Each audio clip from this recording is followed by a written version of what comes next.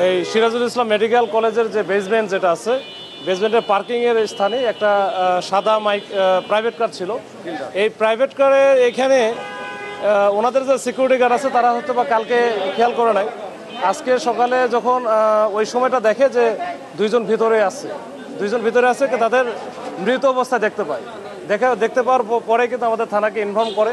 সাথে সাথে ওসি এবং এখানকার এসি রমনা দুইজনে চলে আসে। এরপরে তো আমিও আসলাম। এসে তাদেরকে আমরা এভাবে পাইলাম যে একটা প্রাইভেট কার, সাদা প্রাইভেট কারের ভিতরে ড্রাইভারের সিটেই বসেছিল, আর সেকেন্ড সিটারে আরেকজন বসেছিল। তো আমরা যেহেতু প্রাইভেট কারটা পাইছি, আমরা প্রাইভেট কারের একটু চেক দিয়েছি যে এটার মালিককে। তো মালিকের নাম ঠিকানা বের করার পরে তার সাথে আমরা যোগাযোগও করেছি, সে আসতেছে। আর যে দুইজনে এখনও এইভাবে পূর্ণাঙ্গরূপে শনাক্ত করতে পারি নাই। তবে ড্রাইভারের সাথে কথা বলে, মালিকের সাথে কথা বলে যেটা বোঝা যাচ্ছে, দুইজনের নাম আমরা আপাতত পাইছি। এটা ভেরিফাই করতে হবে। ভেরিফাই করার পরে হয়তো আমরা বলতে পারবো।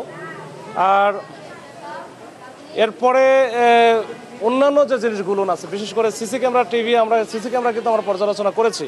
এটা মূলত এই গাড়িটা আসছে গতকাল রাতে, মানে ভোরের দিকে 5টা 32 এখানে ইন করে। 5টা 32 ইন করার পরে দুইজনে আবার বের হয়ে গিয়ে 5টা 40 দিকে ওই দুইজনের মধ্যে একজন মালিক আর আরেকজন যে এখানে আছে সে আবার ফেরত এসে আবার সে গাড়ির দিকে যায়। এখন মালিকের সাথে কথা বলে আপাতত যেটা বুঝতেছি যে তাদের এই গাড়িটা তারা আসছিল, এখানে তাদের একটা রিলেটিভ এখানে সিরাজুল ইসলাম মেডিকেলে ভর্তি আছে, তাকে নেওয়ার জন্য। এরপরে এই দুইজনকে রেখে মালিক চলে যায় যে ওই রিলেটিভকে নিয়ে তারপরে তারা মালিক হচ্ছে আবার এরা চলে যাবে। তো এইভাবে এটা এখন পর্যন্ত এই রাফ এরকম পাওয়া গেছে।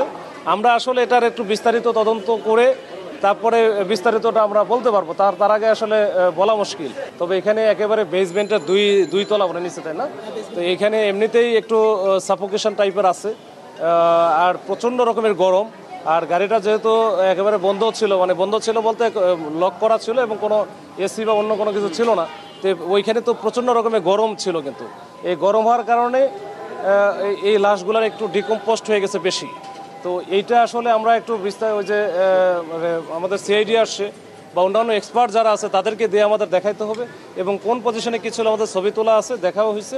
এখন এটা আমরা একটু অ্যানালাইসিস করব, তারপর হয়তো বলতে পারবো এটা আসলে হত্যাকাণ্ড না অন্য কোনো কিছু। এটা আমি যেহেতু মালিকের সাথে কথা হলো, সে যেহেতু এখানে আসছিল কালকে ভোরে, সে আসতেছে, বললো যে আমি রওনা দিচ্ছি। তো সে জানতো না এই ঘটনাগুলো। তো তার সাথে কথা হয়েছে, সে আসুক, তার তো পরিচয়, নাম ঠিকানা সবই পাওয়া গেছে। তার কাছ থেকে শুনলে এবং এইটার যে সিসি ক্যামেরা থেকে শুরু করে অন্যান্য যে ইনগ্রেডিয়েন্টসগুলো আছে এগুলো আমরা একটু ভালো করে যাচাই করলে বুঝতে পারবো যে আসলে এটা